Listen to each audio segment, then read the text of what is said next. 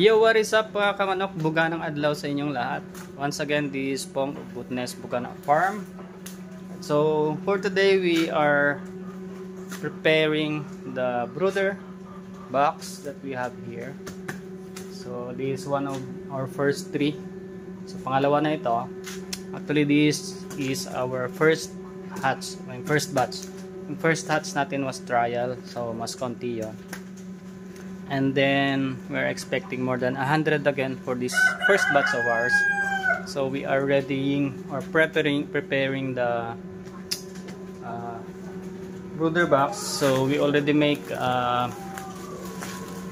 some extension lights or lights to be used for our brooder. So ito, ready na siya. And to turn on lang natin ito mamaya bago natin i-pull out yung mga sisiw. And then we'll see kung ilan yung ating tawag dito, ilan yung ating hatch for the first batch natin. Alright, so let's go.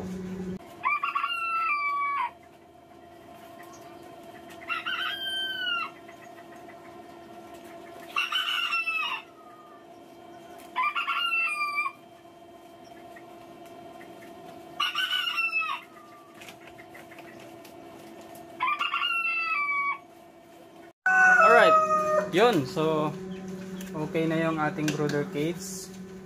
Gagawin na lang natin is i-pull out yung ating sisiw maya maya para malipat na natin sila rito.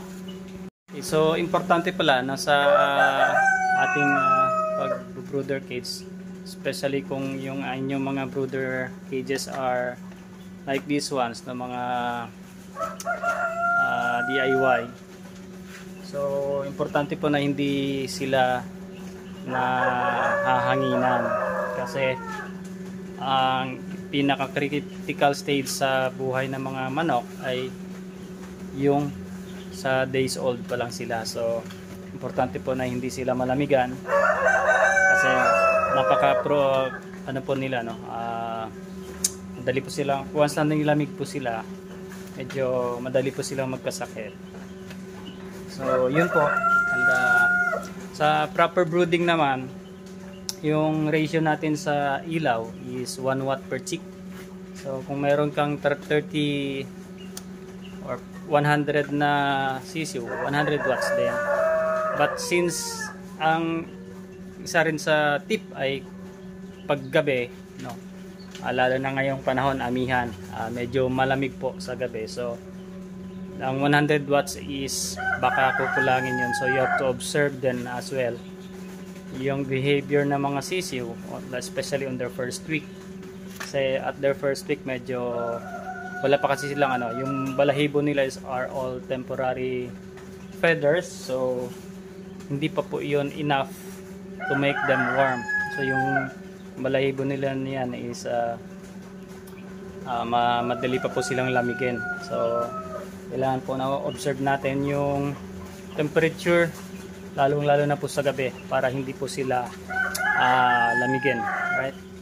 So pag nagkukumpulan po yung mga sisiw under ng ilaw, meaning po ay hindi po sapat yung warm na naibibigay ng ilaw. So that's the time po na pwede nating dagdagan ng another bulb or taasan yung wattage po ng ating ng ating warm light. So we have around 180 eggs na sinalang from center to hatcher. So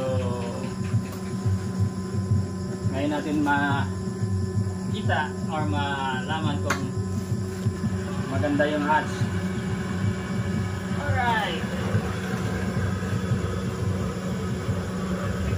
post mo muna. Alright.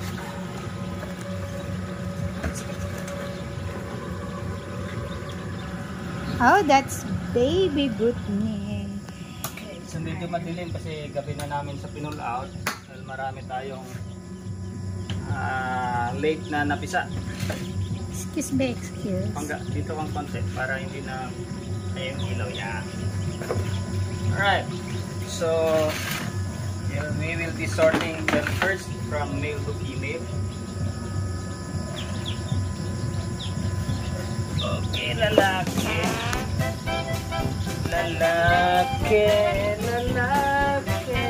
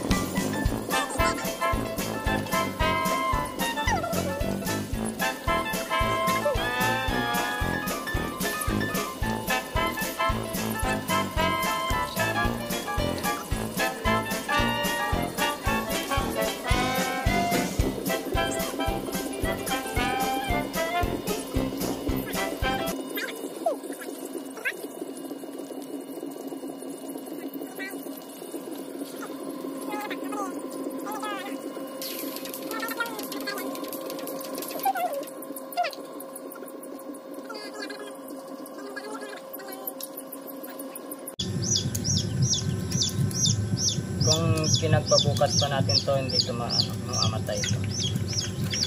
Hindi na siya matigas na ba? Manigas na yung... Okay. Okay, so we have total of 5 na... 5. Ay, 4 pala. 4 na in-assist natin na makalabas. Alright, so yun po. Ito yung ating first batch na may mga reservation. So we have a total of 77 females and 88 males. So we have 4 more inside na we assisted na makalabas sa kanilang shell. So yung hindi natin na-assist around close to 10 pieces. So but anyway, it's still good numbers. Okay, so yun nga guys, ipapasok na natin sila dito sa ating brooder. Okay, so pinreheat na natin ito ng few minutes ago. So we have 155 here, na? 165. 165. So 165. Bilangin mo ulit yung female mo. Kulang yung ating I guess kulang yung ating mobilya, but adjust na lang tayo. 155 first. Hello, baby Britney.